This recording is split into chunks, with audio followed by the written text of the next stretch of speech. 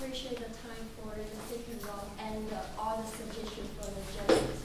And we will provide a solution and a recommendation for getting ice cream company. And there will be 5 main parts of our presentation as shown on the PowerPoint. So let's do the first part, the key features from the market and the product, which produce the challenge into the getting ice cream company. So the first challenge is the high cost. Every ice cream company has a fixed cost because they need to purchase a freezer and a vending part. And also the getting ice cream company because they require to make ice cream with a high quality ingredient. So this process increases the input cost. And the second challenge is material ability. So Getty is required to provide at least 28 different flavors in the store during the whole year. But some ingredients are seasonal, like fruit. So it will become a major issue during the high peak season. So the third challenging issue should be demand forecasting. From the market side, customer preference and the spending pattern change a lot from the different age group and the locations. So it will be hard for the Getty to give a precise demanding for different target customers. And for product size, and because ice cream has a seasonality, and the climate and condition in the India leads to seasonal swing in the ice cream sales, and also the product have a freeze requirements. So they affect the Getty supply chain planning that to determine how many quantity they should order. So the final challenging should be how to gain the market share. So before the ice cream industry has been traditionally dominated by the local players, and moreover the FDA approval helps the top ice cream competitor from the whole world to enter the market. So right now the market is dominated by the local and the top ice cream competitor. So it's hard for a company relatively new like Getty ice cream company to gain more market share. So next I will pass to the Dela to explain more about this. Thank you, Shirley. Now, after analyzing all the challenges, we figured that Getty's ice cream short-term focus will be the market expansion, mainly because Getty's is a new entrance in its industry. And as we all know, as mentioned before, in order to gain market share, they have to strike harder. And additionally, by doing market expansion strategy, it also enhances Getty's brand value, which also aligns with Getty's vision, which is strong brand loyalty and increasing brand loyalty and customer loyalty. With that being said, we believe that our long-term focus will be cost efficiency in order to accommodate the market expansion. We believe that it will give us an advantage of economies of scale by utilizing the transportation, production efficiency, and elimination of waste, which we will further discuss in later slides. Now Chelsea is going to talk about the demand shaping. So here you can see the demand shaping model we created. On the left side, this is the total demand of the 4 ice cream flavors that we were given in the case. You can see it's the bell shape, and the peak occurs during summer. To simplify it, on the right side, we polarizing demand into lower and high seasons. We use the maximum and minimum number from left graph to represent the demand for both seasons. And you can see the difference between max and min is pretty high, which means like there's a large variance of Getty's ice cream product during the entire year. And also, we cut off the demand on left side, which goes beyond 350 to represent how long the peak season is. You can see from right graph is 70 weeks. This also approximates the summer session in India as well. So to shape the demand, we recommend Getty's to first expand the duration and shrink the difference at the same time. To shrink the difference, they can do promotion in winter, for example, like Christmas sales, and to help them to boom up the overall sales in lower season. And before this presentation, I even double checked with our photographer Shania. He's from India, and he said like in India there's like 50% of the population they are Christians, which means like Christmas is really good chance for Getty's to take advantage.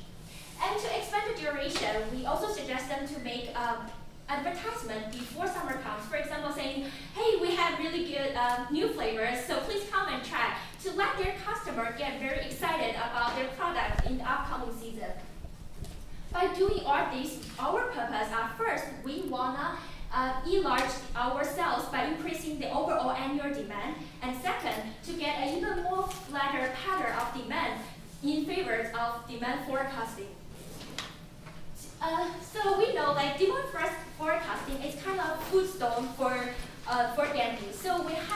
recommend them to use a more accurate tool to forecast their demand.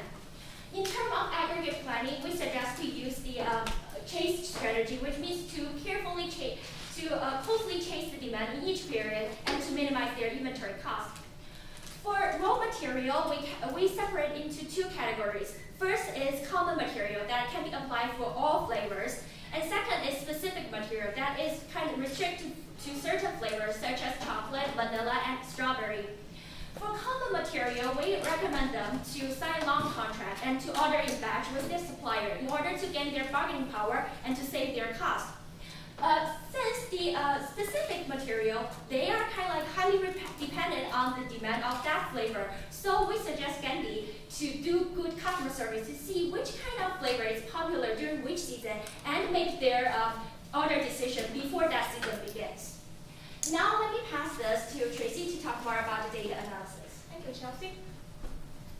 Here, the blue line describes the weekly profit, and we eliminate the seasonal factor from the weekly profit to get a green line, which is the deseasonalized weekly profit. We're doing so is because we want to get the reason why the variation happened. Is that because of the policy or because of the seasonal factor? And by comparing these two lines, we find the lines follows the same pattern in the middle part, which is the peak season. So actually the seasonal factor didn't affect the weekly profit during that period. So actually the sudden drop on week 29 is actually caused only by policy. And why the sudden drop happened? Is that because of demand? No, because the demand is relatively high during the peak season. Is that because of sales? Yes. We divided the sales by flavors and find there is a sudden drop on BT, and this sudden drop on BT caused the sudden drop on total sales. And what's wrong with BT? After moving forward, we find there is a gap between the sales of BT and the demand of BT. And this gap during week 29 to week 37 is because of the top 3 margin policy. The manager, because the BT is a low margin flavor, so the manager cut off the stock level of BT. And this policy that the store cannot meet the high level of demand. And the top 3 margin policy actually increased the top 3 margin flavors, which are TV, BTS, and LL. But this increase of stock level didn't bring an increase of sales. The sales actually decreased. And but the drop of stock level of BT actually decreased the sales of BT. Combined with two, they altogether caused the total sales decrease. So before making decision, we cannot only concern about margin. Demand is really important as well. From this chart, you can see the LL is actually, which is the high margin flavor, actually has really low demand. So our recommendation is to change their original plan to keep TV, BBSS, and BT in the high stock level. Now let me translate to Della to give our recommendation. Thank you, Tracy. After analyzing the data, we come up with several recommendations. First, we will discuss about the short-term recommendation that will focus on market expansion. What we can do is first, modify the target level for top margin policy. During the high peak season, we recommend that the higher percentage of the inventory will be covered by the top flavors. This is because we are going to minimize the unavailability of the top flavor demands. The next one we can do is modifying the supplier policy, especially for the common products such as milks and eggs. For example, instead of buying a smaller quantities from numerous farmers, we can make a stated contract with one chosen supplier so that they can provide us with the materials during the contracted period. The third is the product customization. We have certain number of evidence from the case study saying that customers are preferred to have a product customization in the retail outlet. So what we're going to do is implementing the Just Sundays product customization to go get its retail outlet. And And last is keep using the demand forecasting tool that we're currently using, which is the exponential smoothing with trend. The reason is because it will take into account the seasonality aspect of our product. Next is the long-term recommendation that will focus on the cost efficiency. What we can do is first adding more vendors. The reason is because with the market expansion, we have to be prepared of all the sudden demand changes. We don't want to reduce our service level. Thus, we have to increase and add more sufficient number of vendors. Second is also price setting. This is to accommodate our short-term strategy, which is changing the product customization format to GoGetty's retail outlet. And fourth is procurement. How are we going to modify the procurement? First is by disintermediation. With larger scale, we will have the advantage of economies of scale, so we can eliminate the agent, thus saving costs for the company. And second, spare more working capital in US dollar in order to shield us from the currency fluctuations. Third is subsidiary in free port country. And the last one is transportation. In the long run, we can eliminate the third-party logistics. With that being said, that's the end of our presentation. Now we're open for question and answer. Great job. Thank you. Nice. So why do you want to eliminate the third party transportation, logistics? Well, what do you think the advantage is of what, taking it in-house? One of the advantage would be the economies of scale, because now we're buying imported goods in bulk size, so we can utilize the cost efficiency in that way. Because using the third party, it increases the transaction cost, and it also delay the time, and also it will be more costly for the company to hire a third party logistics. One of your ideas was to differentially price the brands. I thought that was a great idea because I suggested that in one of our other sessions. What do you think the impact on the I never heard the word competition in your presentation. Do you think the competition is there room to move? One flavor. To clarify, is that for the long-term recommendation? Yeah. Let me go back to the slide. I just wonder what the impact thought might be with competition. That's one. For the second point. Yep. To clarify that it's not going to be different price for different flavors. The idea is to accommodate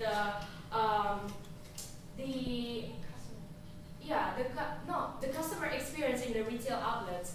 Because currently GoGetties are using just buying one scoop of ice cream, the small, medium, and large. What we're trying to do is to accommodate the just Sundays format, which is you can choose as many flavors as you want. You can add your favorite toppings, and that's why we cannot just say, okay, if you buy a small size, then we're gonna charge you this price. We're going to have a different price system for that particular retail outlet. And in terms of the competitors you mentioned, like we kind of summarize, we have two kind of categories of competitor, who is FDI, like the foreign brand, and local and organized brand. Since like we maintain all the high quality, so we wanna like our price go like beyond the local, cause they substitute their flavors and to kind of lower their quality. But for sure we are not like super confident to compete with the foreigner, like their brand like Haagen-Dazs or whatever they are in India. Sorry. So it's like we want to differentiate the price with them as well. Differentiate is the important part. Okay. Did that answer your question? Yeah. Okay. Any other questions? You mentioned the contract bulk buying on the milk and eggs.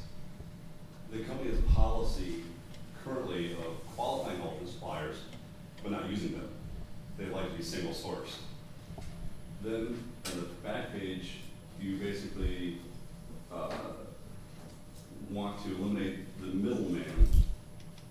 What is your policy? Is it to go with two big suppliers, with one supplier? How do the small suppliers fit in? I'm sorry, go back up. I'm confusing my notes. Yeah. But basically, the question is around the bulk buying trend. You mean like the single vendor Single policy, vendor right? versus qualifying alternate suppliers. Because like we think since the company just is established in 2010, like this is a really a new company in the marketing. But so right now they don't have like a huge demand for the ice cream they have. But in long term, it's we want to expand our market. That's why in order to satisfy the order demand in the long range, it's possible for us like to hire At sufficient number of vendors just to have a backup in case of the demand suddenly goes up, or it's especially for seasonal products such as fruits. It's hard for me to say if I already have sufficient number of demands. For right now, it is quite easy to find a backup supplier because we only need certain number of. It's not really great quantity, but in the long term, when we have multiple outlets, it will be hard to find a backup suppliers. That's why we need to have a backup vendor for that reason. That's why we put it in long-term strategy instead of the short-term one. We have time for one quick question. Do you view competition as your biggest problem, or the seasonal demand as your biggest problem that you have to overcome? right now what we're thinking like so we don't consider like the competition as the biggest like strongest element in our presentation so far. But this is a really good point that if we further work on this case, we probably think like competition. But right now, like we kind of like for my part, I would like to say is like we kind of like want to shape the demand. That's what we think the best for their demand part. I mean the seasonality of that product. So that's what we are. All right, we're out of time.